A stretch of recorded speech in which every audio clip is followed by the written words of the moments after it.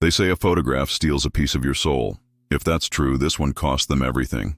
The image you're about to see is one of only 3 surviving photographs from a forgotten execution site buried deep in the outskirts of Black Hollow, Vermont, a place that hasn't appeared on a modern map since 1912.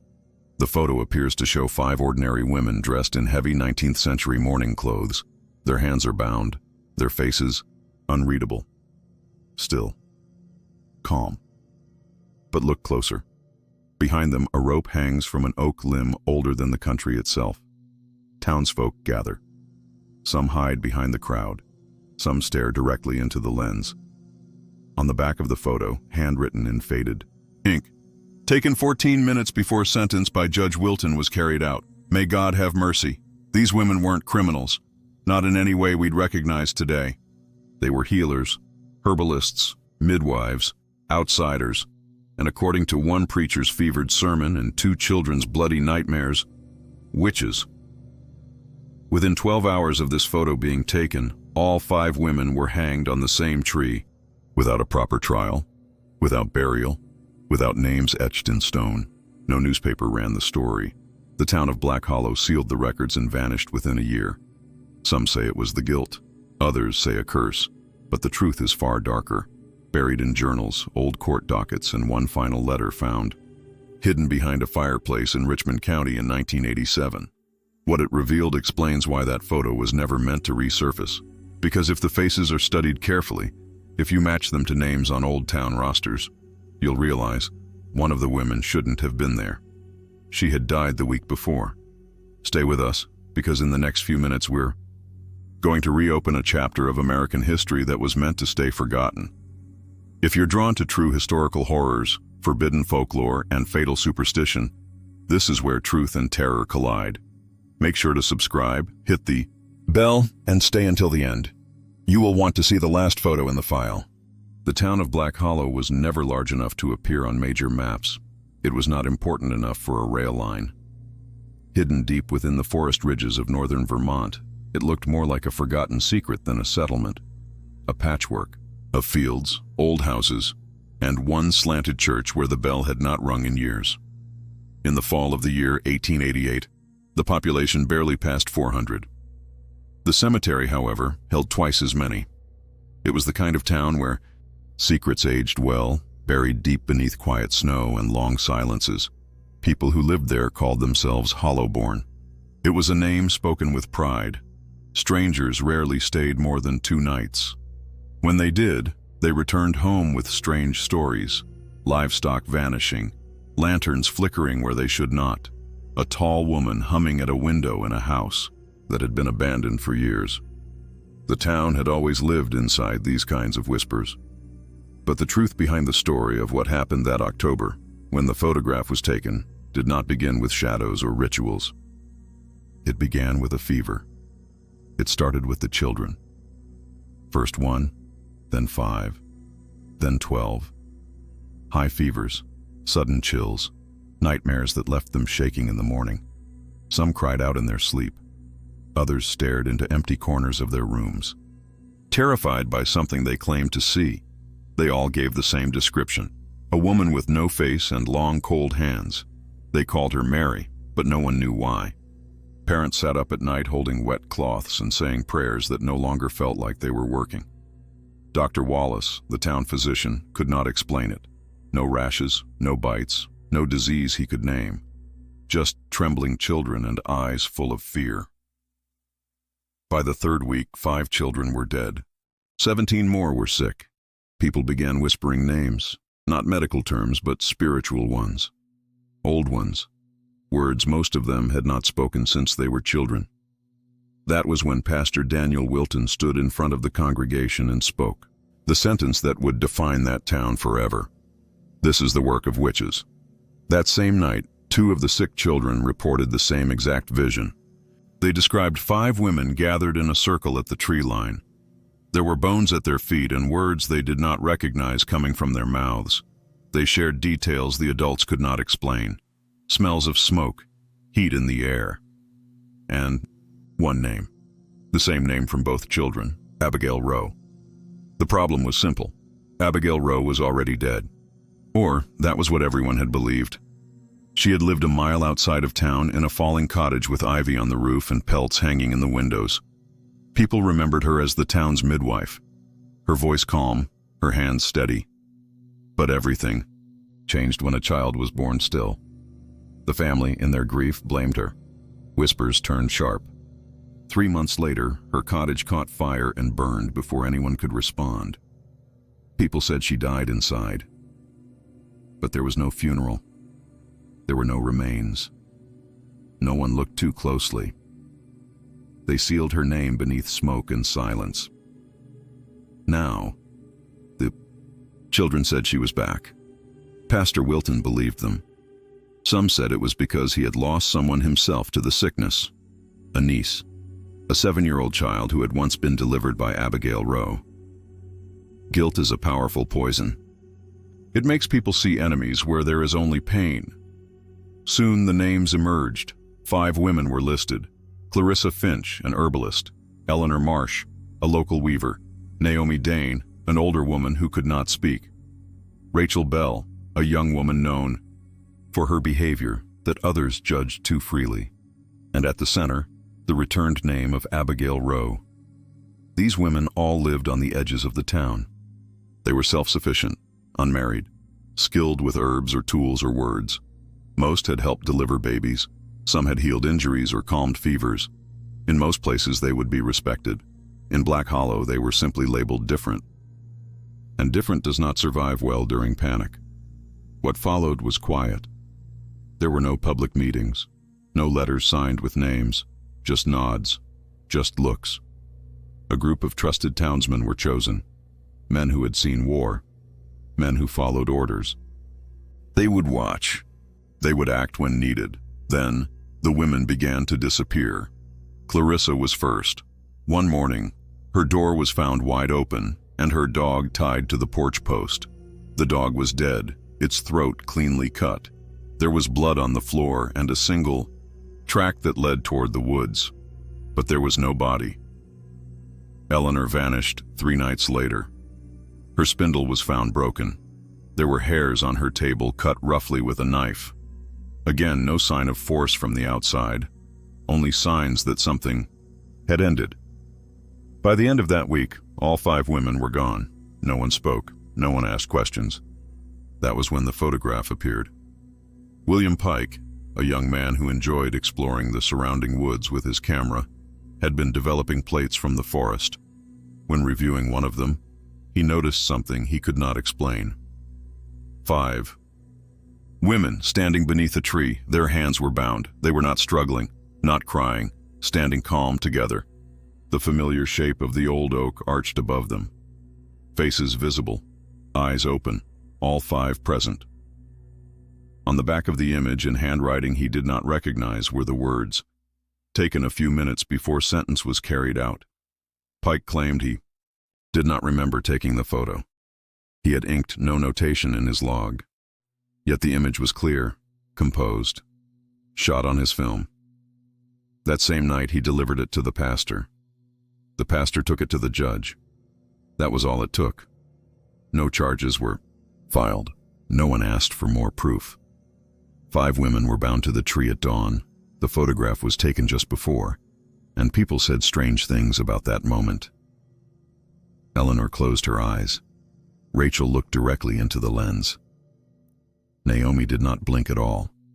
Clarissa smiled slightly, and Abigail Rowe, who had been declared dead weeks earlier, stood straight as if waiting to return to the fire she had already survived.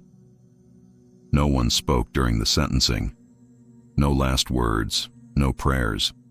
It was a cold morning, a weak sun, the ground frozen like glass, and when the rope dropped, the wind did not move.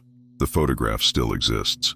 People say it changes, that if you look closely, small details shift. Some see someone standing behind the women. Others say there are more ropes now than in the original image. Most look once, then look away. Because when we stare at death long enough, something stares back. Stay with us, because in the next few minutes, we're going to reopen a chapter of American history that was meant to stay forgotten. If you're drawn to true historical horrors, forbidden folklore, and fatal superstition, this is where truth and terror collide. Make sure to subscribe, hit the bell, and stay until the end. You will want to see the last photo in the file. They say the final moments before death reveal the truest parts of a person. Some beg, others scream, a few pray. But none of the 5 women in that photo looked afraid. That's what unsettled townsfolk the most. Their faces were calm, their bodies straight, their eyes locked on the lens. Clarissa Finch had a smirk. Eleanor Marsh closed hers like she was about to sleep. Naomi Dane's head tilted just enough to let the early morning light spill across her white hair. Rachel Bell, barely 19, stared dead into the camera as if daring it to blink.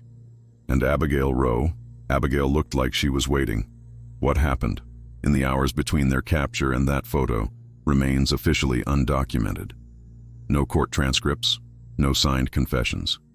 Nothing from the sheriff, who vanished the following spring under circumstances deemed self-inflicted.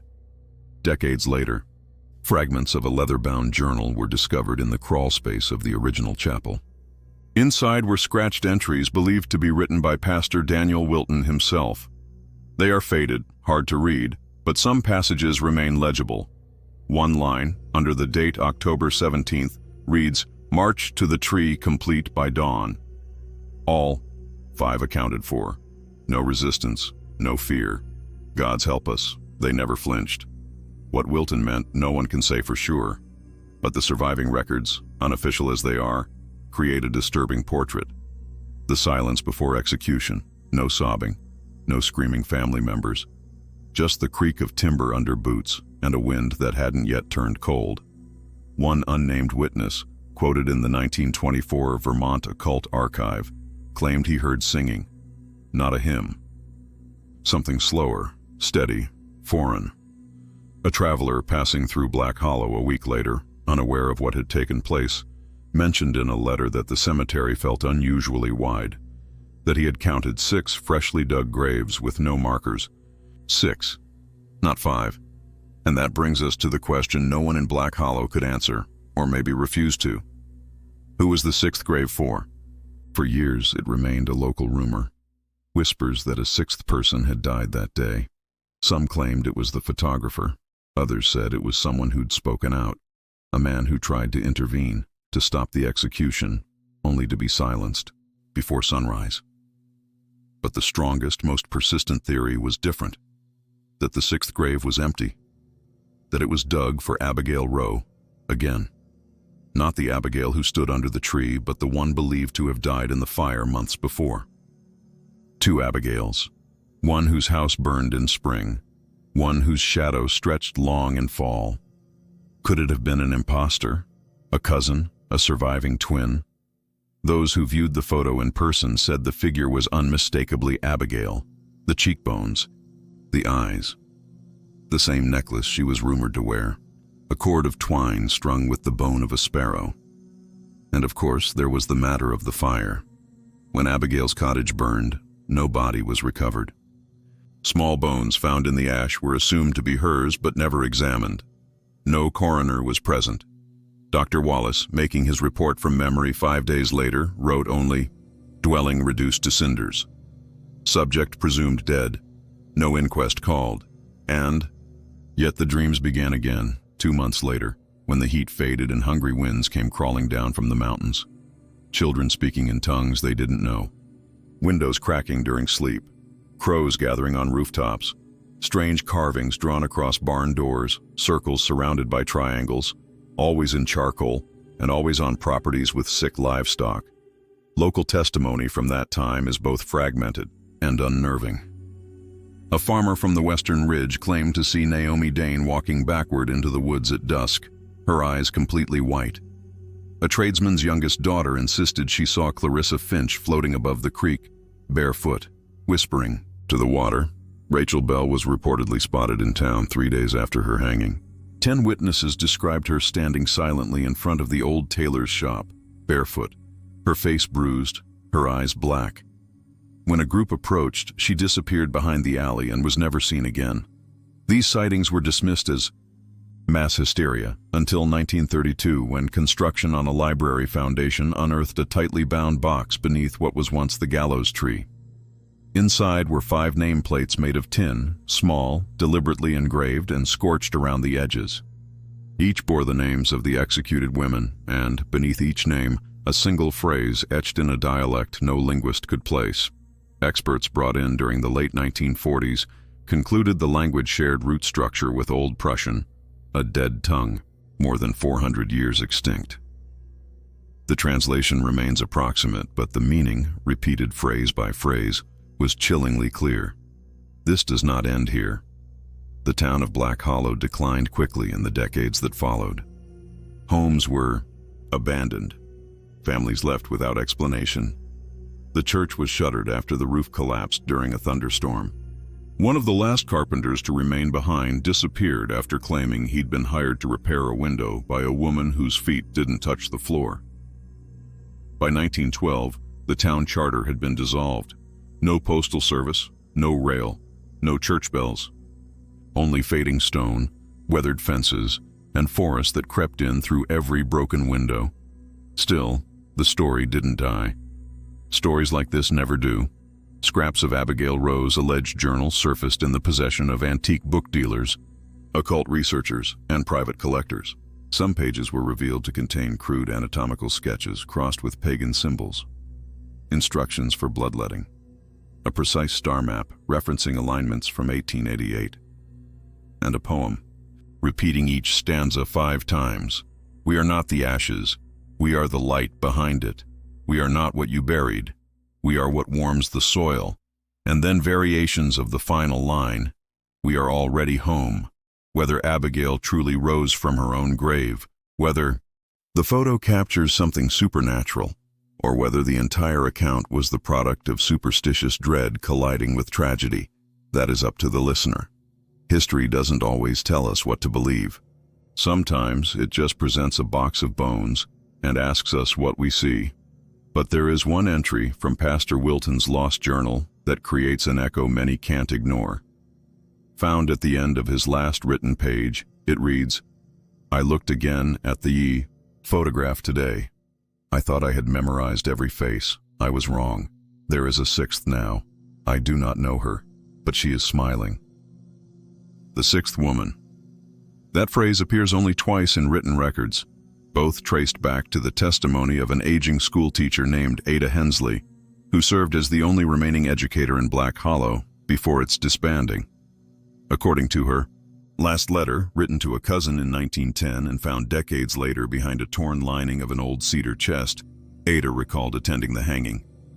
She wrote that her purpose was not compliance but curiosity. She wanted to see if Abigail Rowe was truly alive. She expected to feel disgust, horror, guilt.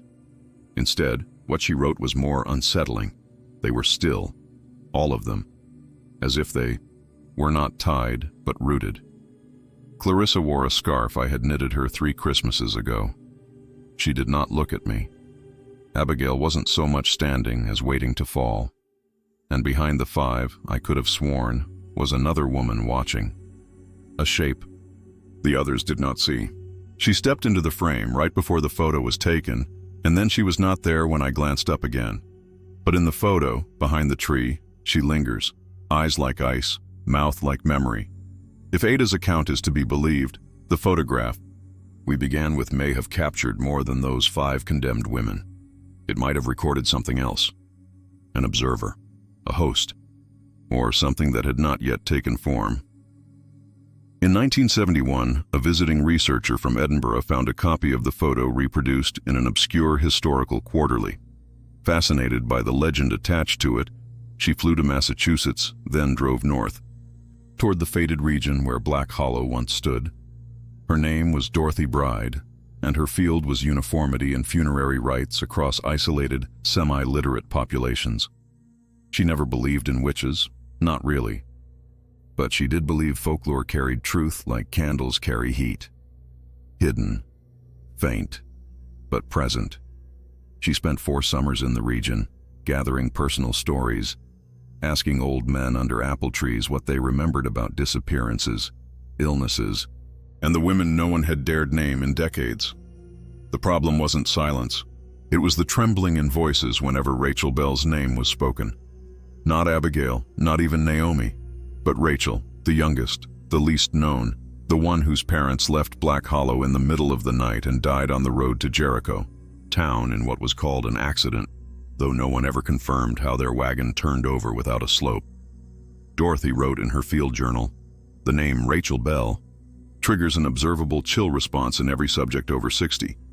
They don't realize they're doing it, but their eyes flick towards shadowy corners of the room, as if expecting her to be there." An oral tale gathered in 1974 told of two boys, both 10, who claimed to have followed a girl into a hollow stump when they were 12. Inside, the world changed. Time folded. They couldn't find the sun. They claimed to spend hours walking in one direction and always return to the same place. She kept smiling, one boy reportedly confessed. She told us she never died. That time just turned her inside out. That boy died in 1975 by drowning, in a bathtub, fully clothed. The other refused ever to enter the woods again and left Vermont at 17. In 1996, the second boy was admitted to a psychiatric facility in northern New Hampshire after showing up with his tongue split, his eyes bloodshot, and a phrase carved into his chest with a razor, "Rachel is still waiting."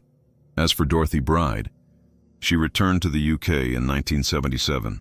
Her notes, photos, and correspondences were mailed to the university, but she wasn't on the flight manifest. Her landlord reported she had left all belongings behind in her Vermont rental, except for one box, torn open, with the photograph missing. Neighbors claim she was seen walking up Hollow Road 3 nights before the disappearance, wearing all black, barefoot despite snow on the ground. In every copy of the photo archived since, there have been faint details that change over time. A shift in posture, a wisp of hair no longer tucked behind an ear, and most of all, an impression of something new behind the group, less a person, more a pattern, a shape coming into view. One high-resolution scan done in 2002 reveals what analysts believe to be a finger resting on the far left side of the frame. Thin, long, slightly curled around the tree as though grasping from behind. No explanation was offered. The photographer's logbook makes no mention of assisting figures. Yet, re-examination of the original glass plate reveals the mark to be embedded in the emulsion itself, meaning it was captured at the time of exposure. Not added, not damaged, real, and extending from somewhere outside the visible world. What unnerves people most isn't just the details. It's the concept. Final moments, frozen by a lens, should not change. Memory should not evolve. Yet these images seem to live. In truth, the human mind isn't wired to make peace with static horror. We require movement. We understand threats as loops, action followed by result. But photographs defy that. They are eternal and unresolved. And in this case, people swear that the more you stare, the closer you feel to having been there. A woman in Tennessee claimed that simply viewing a print of the Black Hollow image caused her dreams to shift. She began waking with bruises around her wrists. She had never heard of the story before. She was interviewed once, gave limited answers, then refused further contact. She moved shortly after. The investigator who followed up later saw something disturbing in her hallway mirror, what he described as a shape, standing just outside recognition. Another collector in Ohio, who owned an original replica issued in the early 1900s, found his negatives melting in a drawer sealed against moisture.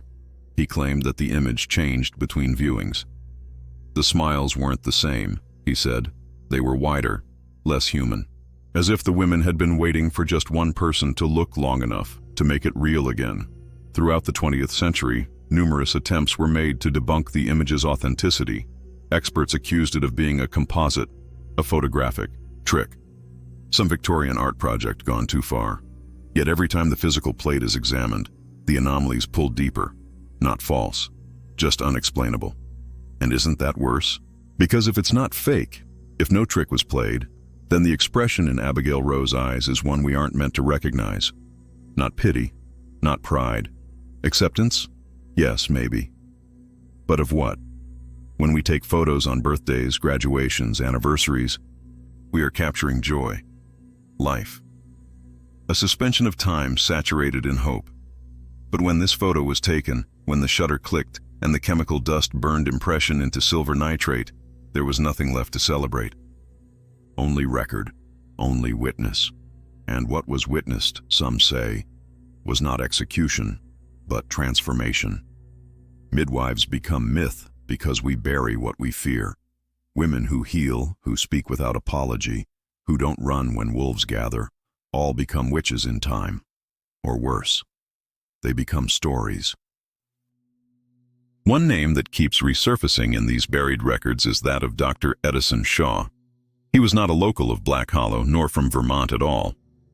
Born in Providence and trained in Boston, Dr. Shaw was a critic of early religious hysteria and a rising name in the field of criminal psychology at the turn of the century. His interest in Black Hollow does not appear to be casual. In his personal archive, discovered by relatives in 1981, there's a locked box labeled Case G, The Witches of the Hollow. Inside are dozens of handwritten pages, sketches of symbols, and a carefully wrapped reproduction of the infamous photograph annotated in red ink. Shaw's notes, methodical and almost surgical in their detail, do not question whether the executions happened. That, to him, was historical fact. His focus was something else: why the town never recovered, why witnesses died early, and why anyone who engaged with the women's names directly seemed to suffer psychological deterioration or disappearances. He wrote, "They were not simply victims of superstition. They were part of an observed event." The term execution is insufficient. It does not account for the aftermath, nor explain the shared perception phenomenon that emerges again and again in each location this image resides. What Shaw proposed was radical, even now. He called it mnemonic haunting, a theory that certain traumatic events leave behind an energy, not spiritual or demonic, but psychological, perceptible to anyone who studies a symbol of the event for too long. He believed photographs could act as mirrors, emotional traps that hold reflections of terror, triggers, doors. He claimed that lingering too long on a particular image, especially one attached to collective guilt, could shift a person's behavior, dreams, even physiology. He cited cases in France, Egypt, and Belarus of ancient objects found near mass burials causing widespread insomnia or hallucinations in those exposed. None of his journals were published in his lifetime, only whispered about in fringe psychology circles. But his fascination with Black Hollow went further than eerie theory. Shaw visited Vermont during the winter of 1902, determined to find what remained of the town. He recorded the entire journey in a brittle leather notebook. His description of the terrain is haunting on its own. The snow falls wrong here. It's slower somehow, not like weather, more like it's pretending to be snow. The trees don't creak when the wind blows, they vibrate. He camped near the old ridge line where Pastor Wilton was believed to be buried, slept in a collapsed chapel where the whispers were loudest. On the fourth night, he dreamt of 5 figures walking across the ice barefoot, humming. He awoke to find his tent flap open, though he had secured it with leather ties. No footprints, only melted patches of snow that refroze while he watched. The last page in his travel journal is written in rushed ink, the lines crooked and words clipped. It reads, "They were waiting for me, or someone like me. I understand now." The photo isn't an artifact, it's a promise. Shaw returned to Boston shortly after. His health declined. He suffered a stroke 18 months later and lost the ability to speak. But he dictated one final message to his niece before dying in 1905, eyes wide, fists closed around a scrap of the image.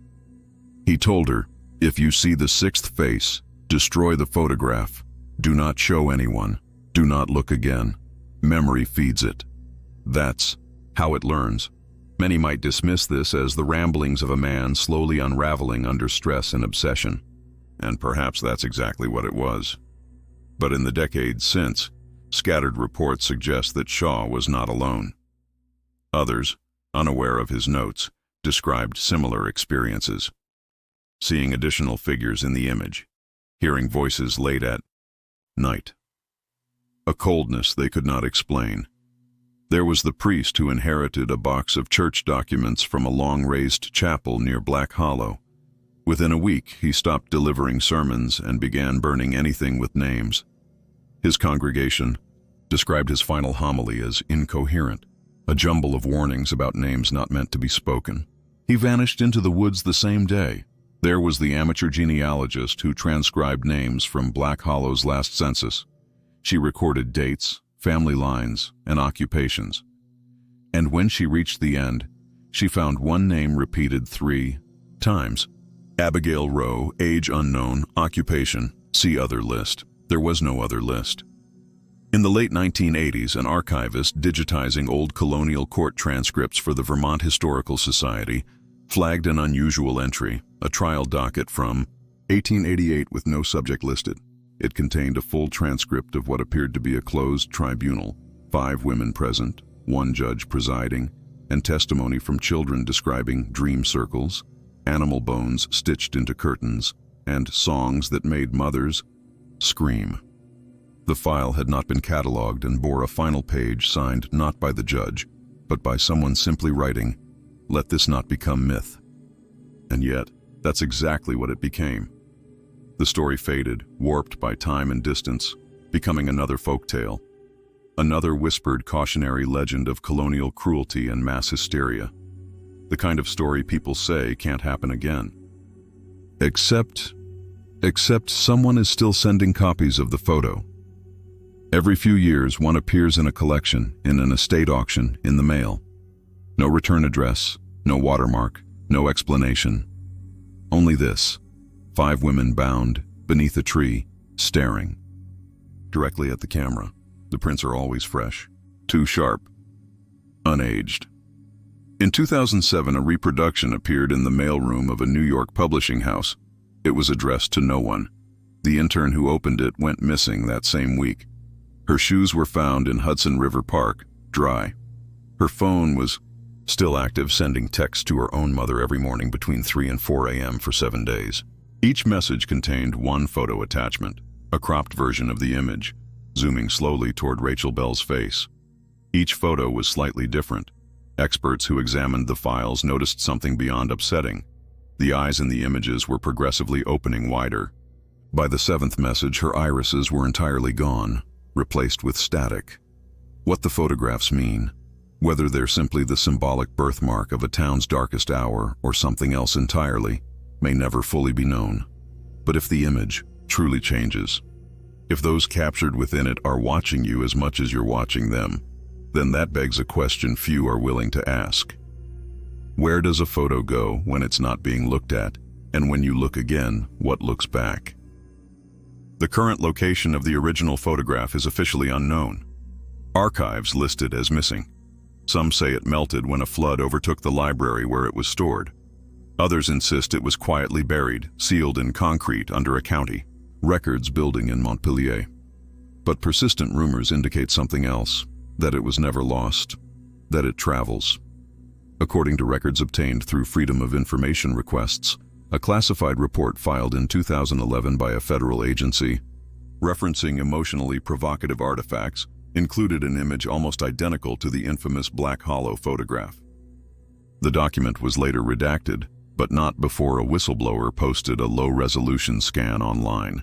Though the post was taken down within hours, several cryptographers and horror historians confirmed what they saw.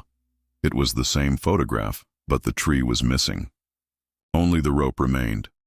How a century-old photo could evolve into a new image is beyond explanation. But the rope, heavy in its angle and tension, hung mid-air. 5 women still stood beneath it, their hands bound, but the background had changed. No clearing, no Virginia oak, only mist, and what appeared to be a dark structure barely visible in the fog behind them, something resembling a doorway. One caption allegedly attached to the file read, "Subjects continue to exceed constraints of flat media. Observe auditory bleed and anomalous reflections." Within days, every trace of it was scrubbed. Forum posts disappeared, accounts banned. The section of the internet that briefly lit up with conversation became quiet again.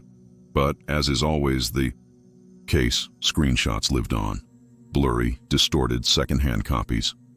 And with them came another round of strange effects. Screens going dark, temporarily. printer errors that etch the image without command, shadowy artifacts appearing on walls behind viewers using webcams, only visible in paused frames. The idea of a cursed object is nothing new, and most of these reports can be chalked up to coincidence, hysteria, or overactive imaginations. But patterns, when they persist across decades and mediums, demand attention. Some viewers compare the experience of looking at the photo to sleep paralysis, the same cold weight, the same inability to break eye contact. Others describe déjà vu, as if they've seen the women before. One woman in Maine wrote anonymously to a paranormal forum claiming her grandmother had been born in Black Hollow. She included a family photo taken in 1890, a picnic scene, smiling faces. But someone in the far back, partly obscured by a tree, bore an eerie resemblance to Naomi Dane. She wasn't looking at the camera, she was looking at the woman taking the photo. Somehow, again and again, the women reappear, not as ghosts exactly, but more like stains that resist the wash of time.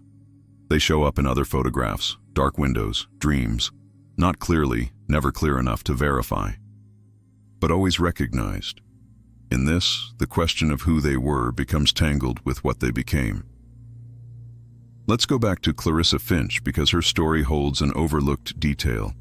She had no known family, lived near the southern ridge of town, was known for her tease, her resilience, her hands that never trembled.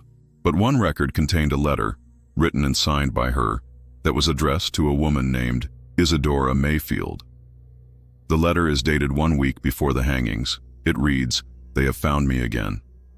I saw the eye on the barn threshold this morning. 3 crows on the sill. I heard the whisper in the kettle. I am not afraid. I was marked from birth. But the others, they are not ready. Some of them still believe in mercy. I've packed what I can." The circle is buried in the frost line to the east, beneath the sycamore with the split root. If they come, tell them it was by choice. The phrase "circle is buried" perplexed historians, as did the mention of the eye. But photographs taken during a recent documentary expedition suggest there really was a sycamore with a root structure split like legs in mid-step, exactly 12 miles east of the original town center. What was uncovered nearby shook the crew to silence. Arranged in a nearly perfect circle were 11 stones, not large, not ritualistic in appearance, but placed with deliberate spacing, and next to them a single metal charm, hand-carved, woven, through with twine, forming a symbol that has never been definitively translated. Those who study folklore linguistics suggest it resembles a proto-runic word for exile. Was Clarissa trying to protect something, or contain it? Naomi Dane, too, offers mysteries. Deaf from birth, she reportedly communicated through signs no one else in town understood. People said she could read lips better than anyone, but her writing, those rare scraps of lists and ledgers, was filled with circular patterns, closed loops that scholars now believe may have been glyphs. She signed her name not with letters, but a spiral, its ends never quite touching. Then there's Rachel Bell, the youngest and perhaps most unsettling. She arrived in town barely 17, traveling alone. No known family trace, no birth certificate. She said she came from coastal Massachusetts, but records show no Bell family fitting her description. Her skin was always cold, pale, even in summer. And she wrote poetry that confounded the teachers. One of her teachers later testified, in a document locked away until 1979, that Rachel once handed in an essay written entirely backward. He held it up to a mirror and read the phrase, "I am wearing yesterday's bones." Such descriptions sound theatrical, monstrous, and yet they persist. If these women were no more than healers, wrongly accused, how do we explain the recurring sightings, the syncs in their stories, the similarities in speech, disappearance, posture? More disturbingly, how do we explain that? The photograph seems to change for each viewer. Some claim the rope is missing. Others say there are birds perched on the tree limbs that weren't there before. A few see 6 women, others 7. Some only see 4. And then come the reactions. People fainting, vomiting, crying without knowing why. One man claimed he felt a hand press against the back of his neck, though he was alone in the room. When he turned around, his computer screen had gone black and refused to reboot. A week later, his brother received an email from his account with, No message, only the subject line. She blinked. We want to believe that history is still, that when we bury something, it stays beneath the soil. But stories that endure centuries do so for a reason. Either they contain a warning or a promise. The women in the photograph were tried without evidence, executed without defense, and disappeared without marker. Yet they were not forgotten. Not really. Possibly because they refused to be. Possibly because someone or something wants them remembered. There's something strange about justice when it's rushed. It bends. It forgets the rules it claims to uphold. In Black Hollow, the rules were discarded the moment fear outweighed faith. The children screamed, the animals died, the frost came, early, and something in the town's collective heart cracked. Those 5 women, Clarissa, Eleanor, Naomi, Rachel, and Abigail, became vessels, not of guilt, but of blame. Everything that went wrong was pinned to them, stitched like a name tag to sin. But then there's the detail no one could ever fully explain. According to the recovered ledger of Sawyer Tavish, the undertaker at the time, he prepared 6 burial sites. 6, 1 for each of the accused and 1 reserved. The 6th hole was dug deeper than the rest, wider too, as noted in the edge of the page in his small, crooked handwriting. Bigger vessel, not like the others. Something still inside. Did someone else die that day? Or did they make a space for something they feared would return? Some believe the 6th grave was a precaution, that in destroying what they thought was evil, the townspeople feared retaliation or return.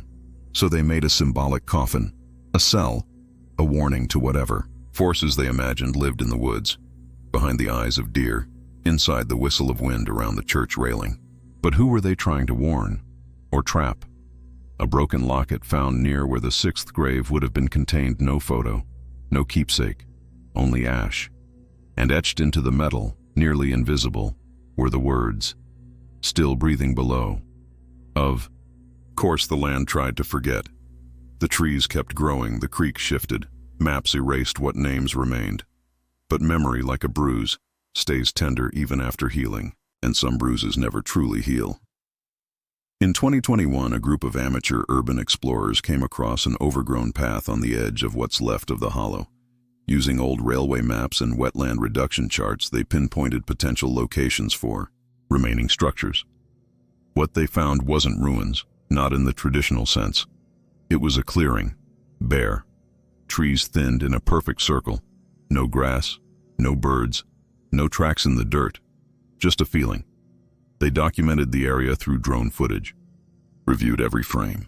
In the final 30 seconds of the 4th clip, the drone catches a glimpse, not of a person, but of 5 distinct shadows stretching toward the camera.